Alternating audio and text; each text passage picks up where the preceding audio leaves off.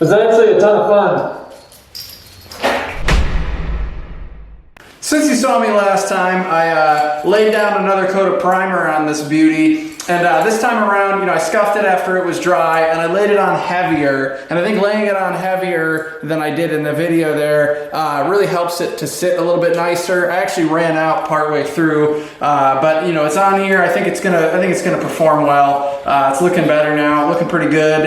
And so I came up with a theme for the paint, right? We're not just painting on.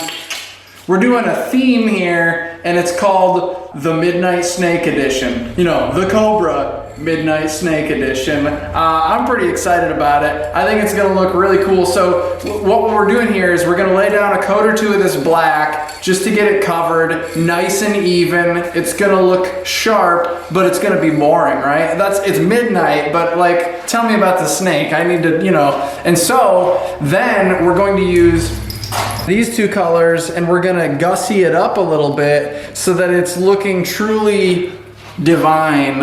So that's sort of the plan of action here, is start with the black, lay it down, make it look good and uniform to the extent that I can, and then gussy it up with this stuff. So here again, I'm using spray bike spray paint. And there's a collection of rattle cans that I use in these videos that I got from Squid Bikes. I sent out an email to them and I said, hey, I'm doing this mountain bike build series. Do you want to support what I'm doing on the channel? And they said, hell yeah. And they mailed me a collection of these cans, which is really cool because it's just spray paint. I think it's allegedly formulated for bikes to not run as much and to be a little more user-friendly. And certainly it's not that hard to lay down. But what I think is really cool about Squid Bikes and about Spray Bike is that they're really sort of stoking the do-it-yourself sort of attitude within people. Because if you follow Spray Bike and well, specifically Squid Bikes, they're just always doing these really wacky and fun and vibrant paint jobs on all these different bikes that they have come through their shop. And they have a shipping container spray booth thing, and they have cool pizza decals that they put on stuff, or I don't know, just all sorts of kooky crap that they put into their paint jobs all the time. It's just a lot of fun. So here I'm just, it's kind of floppy, this whole setup where I'm trying to support the frame, and I'm just trying to lay it down as consistent as I can, and I think it's coming out pretty well, all things considered, with my level of experience coming into it. So I put 2 coats of black paint on this baby, and it is blacked out now. One coat, you mostly cover the primer. There's a little splotchiness here and there where you can see some gray poking through, and now I think it's pretty well covered.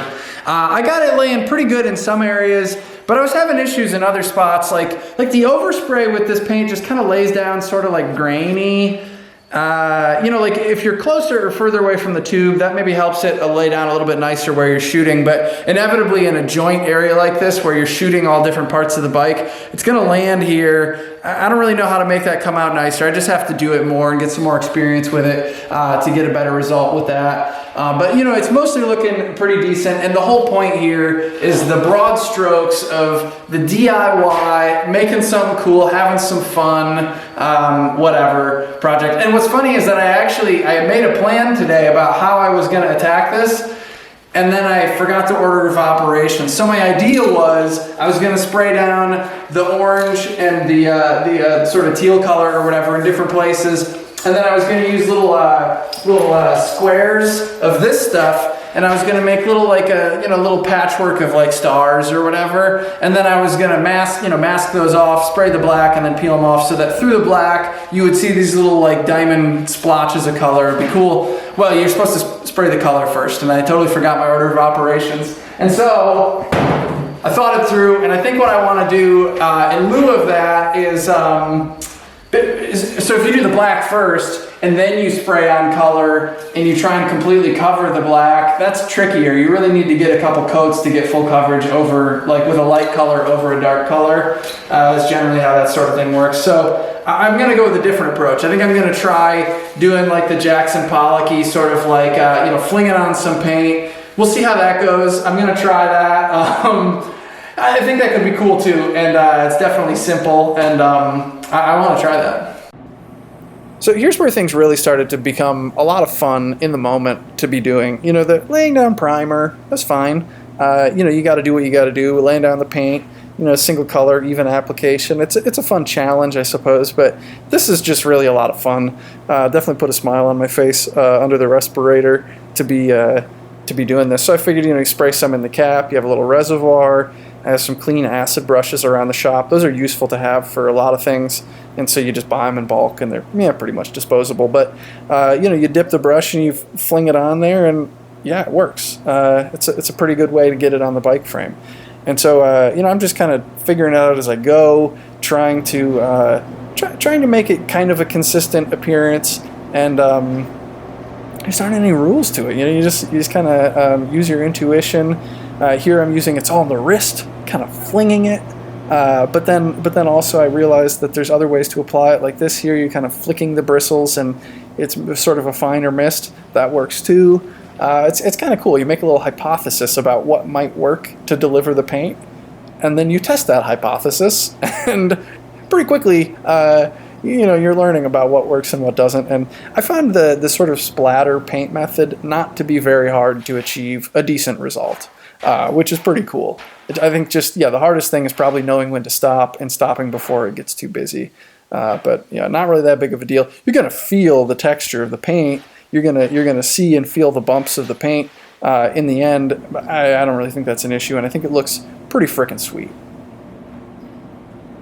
I think it's looking pretty good. There's only a couple things that I wish I did differently, but I really didn't have much of a plan, and it came out pretty awesome. And I think the trick probably is just to quit while you're ahead. It's easy to get it too busy and too muddled up, and like this cluster here is a little bit noisy, but that's fine. It's no big squeal. Get the cranks on there, get some mud on the bike, you're looking at the parts and you're looking at the trail, and who cares. But most of it really looking pretty awesome, and I really like it. I really love the way the head tube looks with the kind of the crisscross. We got it swinging around. I want to slap on a Cobra head badge. So this is my head badge, and it's a piece of nickel that's acid etched. Then it's powder coated in the part that got acid etched, which is kind of relieved. It's a lower surface. And then after they do the black powder coat, they do a stroke sand sort of thing, and it looks freaking cool, but it ain't round. I want to stick this on the head tube of the bike. It's got to have some curvature, a little bit of curvature to it. And so I made this a while ago, and it kind of sucks, but it's really simple, and it sort of works. And so I'm just gonna bend it around until it has roughly the correct shape to it. So this guy goes in the vise here, and we're gonna push this one in like this. Pretty straightforward.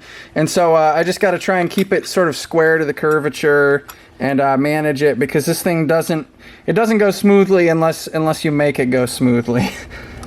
So that's what I found.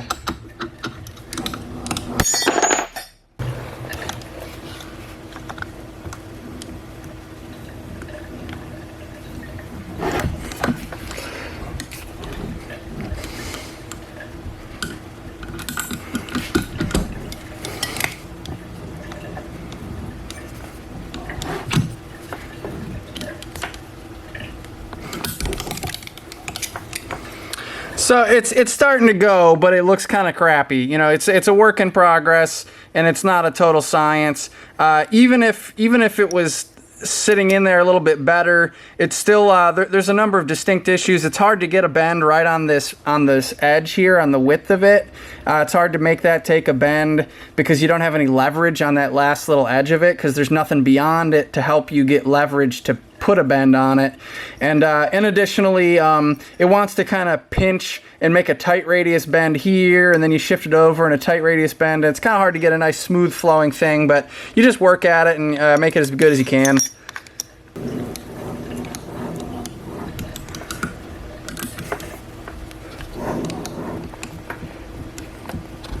So this is the same diameter as the head tube on the bike. It's just a little handier at the workbench.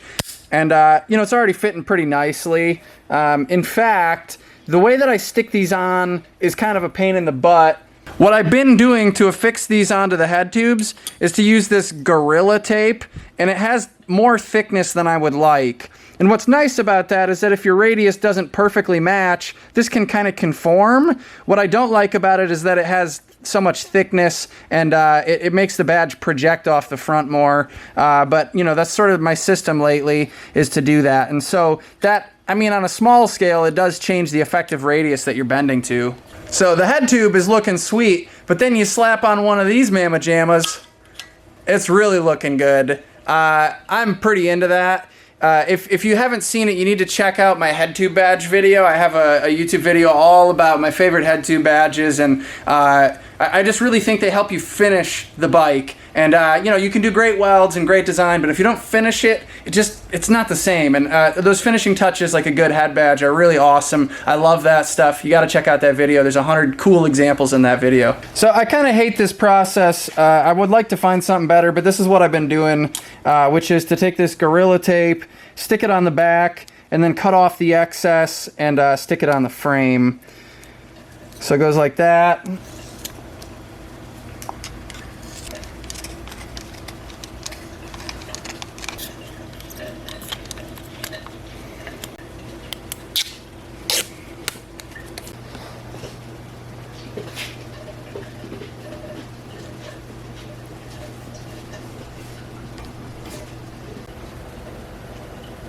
So from the front, this badge looks good as hell. I'm very into it. When you look from the top or from the side, I think it looks kind of cheesy. There's just way too big of a gap here. I don't like that.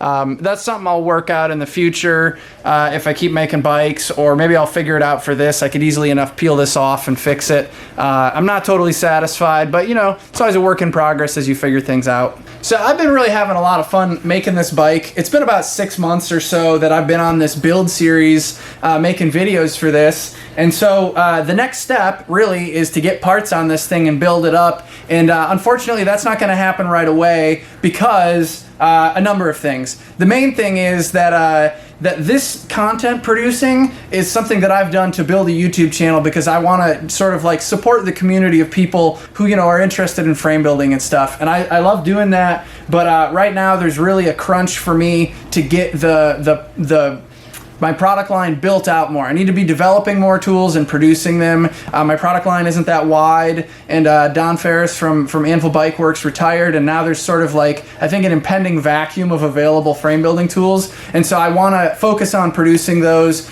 Also, you know, build kit for this is a couple grand if you do it right, and we're coming into the autumn of the season. You know, the winter here in Syracuse is like 6 months, and so if I put parts on it today, I got, you know, a month or something of possibly good riding on this. So I'm not going to be doing the build right away on this, which is unfortunate, but I will get back to the build at some point, definitely, and I'm going to try and continue to do some content. So I will continue to make some videos on this channel whenever I can squeeze them in, but you really need to follow the podcast, because for the last 17 weeks, I've been putting up a new podcast episode where I interview someone in the frame building world every week. It's been very consistent. Every Sunday night or Monday morning it goes up, and you gotta get tuned into that, because that is something that I can do without tying down my shop and my production zone. And so I will continue to do that, and I will continue to make videos when I can. And I really apologize that I'm not going to keep the video production at the same pace, but I'm going to always try and like be squeezing it in where I can, and you know, get back on that to the extent that I can when it's a little bit more, when the timing is right.